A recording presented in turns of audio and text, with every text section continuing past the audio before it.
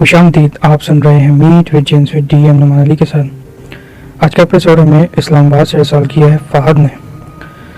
फ़हद बताते हैं कि वाक़या मेरे और मेरे दोस्त सलमान के साथ पेश आया। वो कहते हैं कि ये उन दिनों की बात है जब हम अपना मकान जो है वो एक सेक्टर से इस्लामाबाद के दूसरे सेक्टर में शिफ्ट कर रहे थे। शिफ्टिंग के अमल से गुजरने के बाद मैं और मेरे दोस्त गाड़ी निकाल कर बाहर जो है वो आउटिंग के लिए निकल गए। सोचा कि शिफ्टिंग की थकावट दूर करने के लिए क्यों एक अच्छी जगह से जो है वो चाय वगैरह पी जाए। कहते हैं कि इस्लामाबाद में एक बहुत मशहूर रेस्टोरेंट है, एक मोनाल रेस्टोरेंट। आप में से अक्सर लोगों ने इसका नाम भी सुना होगा और आप लोग वहाँ पर यकीनन गए भी होंगे। कहते हैं कि हम यहाँ पर काफ़ी दफ़ा जो है वो चाय वगैरह जो है वो पी चुके थे और हमें तलाश थी किसी नई जगह की। कहते हैं कि रास्ते में एक जो है वो चौराहा था जहाँ से गाड़ी को टर्न लेना था। वहाँ पर एक बीड़ी और पान वाले की दुकान थी। मेरे तो सलमान जो है वो सिगरेट पिया करता था, तो उसने गाड़ी रोक कर जो है वो सिगरेट खरीदे। तो उस शख्स से जो है वो, क्योंकि अक्सर हम आते जाते थे, तो शनासा था और हमें पहचानता था। इसने सलाम किया कि साहब क्या हाल, आप ठीक हैं? हमने कहा यार कोई अच्छा स्पॉट बताओ जहाँ पर हम जो है वो चाय वगैरह पी सकें। फिलहाल तो हम काफ़ी दिन जा चुके हैं और हम कुछ नया डिस्कवर करना चाहते हैं। मैंने कहा साहब एक जगह तो है पर थोड़ी सी दूर है, यह मार्गर हिल्स की अपोजिट साइड पर जहाँ पर सेक्टर ई का इलाका है। यहाँ से आप एक सड़क यहाँ से गुजरती है, जो उसने रास्ता समझाया उस पर से होते हुए एक जगह है, बहुत आगे जाके एक कब्रिस्तान आएगा जो लगे कब्रिस्तान है। इस कब्रिस्तान को क्रॉस करने के बाद आप एक विलेज में दाखिल हो जाएंगे जो शाह अल्लाह के नाम से जाना माना जाता है।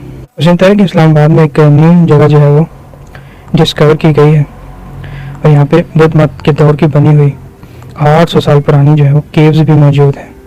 ऐसी गवारें हैं जहाँ पे लोगों का मानना है कि नहायत पुरअसरार चीज़ों को देखा गया है और कई ऐसी टीमें हैं आसार कदीमा की जो यहाँ पर अक्सर जो है वो विज़िट करती हैं और इन केव से जो है बहुत कीमती नवादरात, बहुत ही कीमती जो है वो मूर्तियाँ भी हासिल की गई हैं जिनको म्यूज़ियम में रखा गया है, जो कि टेक्सला के म्यूज़ियम में यहाँ से ले जाई जाती हैं।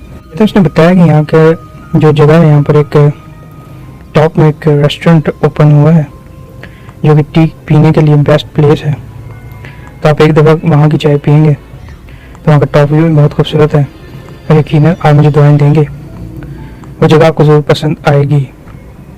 तो उसने ये भी तंबी की कि साहब इस टाइम आप ना जाइए क्योंकि काफ़ी रात होने वाली है, क्योंकि आप फर्स्ट टाइम जा रहे हैं तो कहीं रास्ते में आपको दुश्वारी पेश ना आए। तो हमने कहा नहीं यार, GPS ऑन कर लेंगे, कोई मसला नहीं। भाई मैं दोस्त सलमान जो है और रास्ते की तरफ निकल पड़े। ऑपोजिट रोड पकड़ी हमने अपना जो सेक्टर ई से जाते हुए मार्गिरा हिल्स की ऑपोजिट साइड की तरफ। तो काफ़ी मीलों जाने के बाद आहिस्ता आहिस्ता अंधेरा भी फैलता जा रहा था।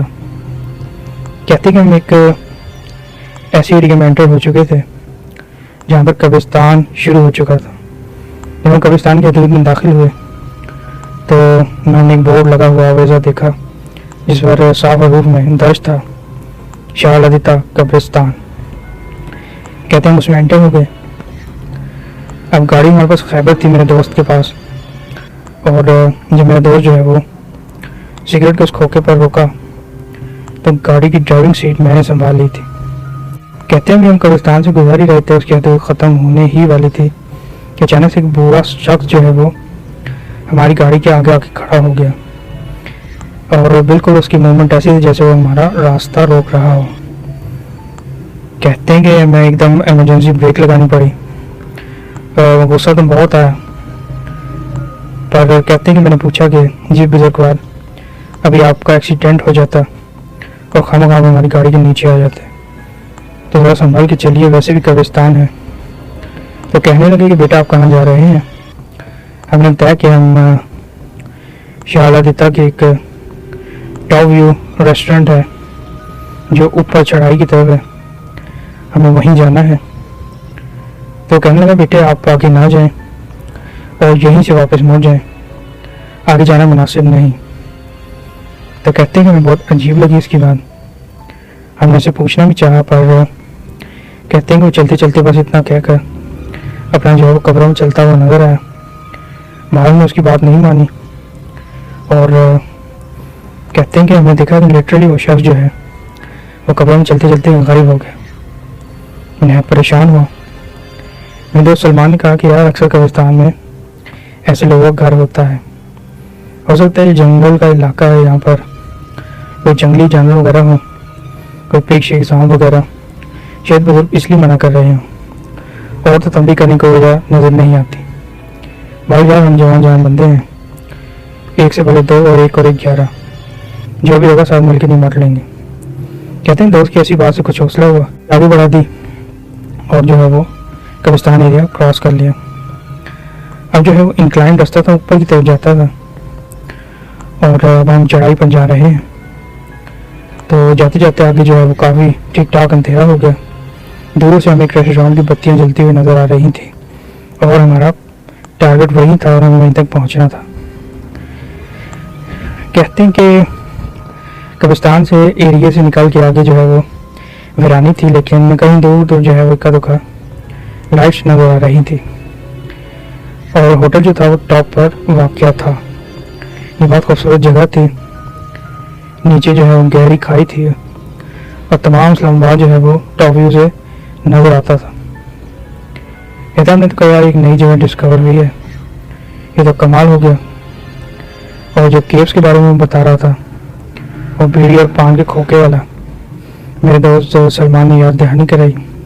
तो मैंने कहा हाँ यार वो केव्स देखने भी ज़रूर आएंगे। अभी तो रात का वक्त है, बाहर अभी हमने चाय पीनी है और बस निकलने ही करनी है। तो हम एक ऐसे रास्ते के करीब पहुंचे जहाँ पर 2 दरख्त बहुत घने आपस में एक दूसरे से मिल रहे थे और एक मेहराब नुमा बना रहे थे।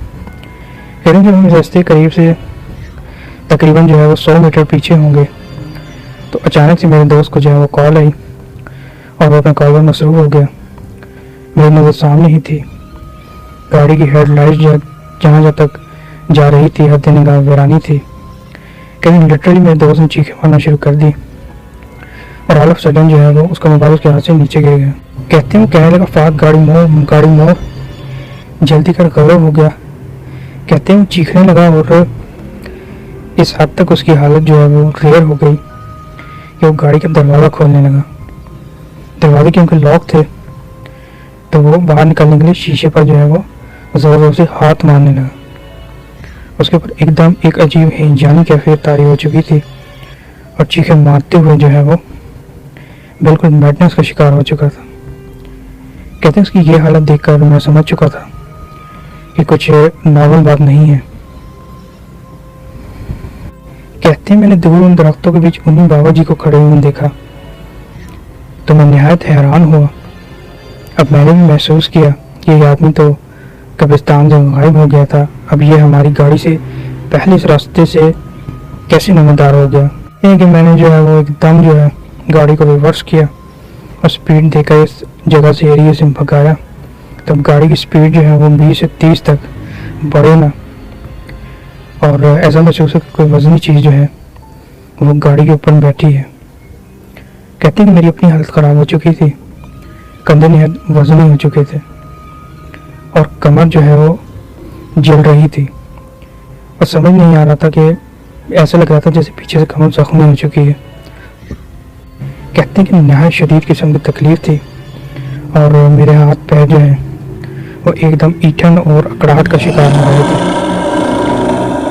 मेरा दोस्त जो है वो खौफ और डर की वजह से बेहोश हो चुका था और मुझे बिल्कुल नहीं पता था कि क्या रीज़न है जो एकदम वो इस कैफियत को पहुंच गया।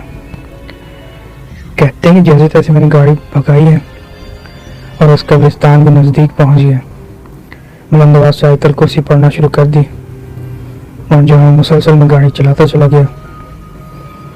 कहते हैं कि मुझे उस कब्रिस्तान में कब्रों में चलते हुए बाबा जी जो हैं वो मुसलसल नजर आते चले गए और वो ज़ोर ज़ोर से अपने आसा को ज़मीन पर मार रहे थे और कह रहे थे कि तूने बात नहीं मानी ना, देख ले, तुझे समझाना पड़ा।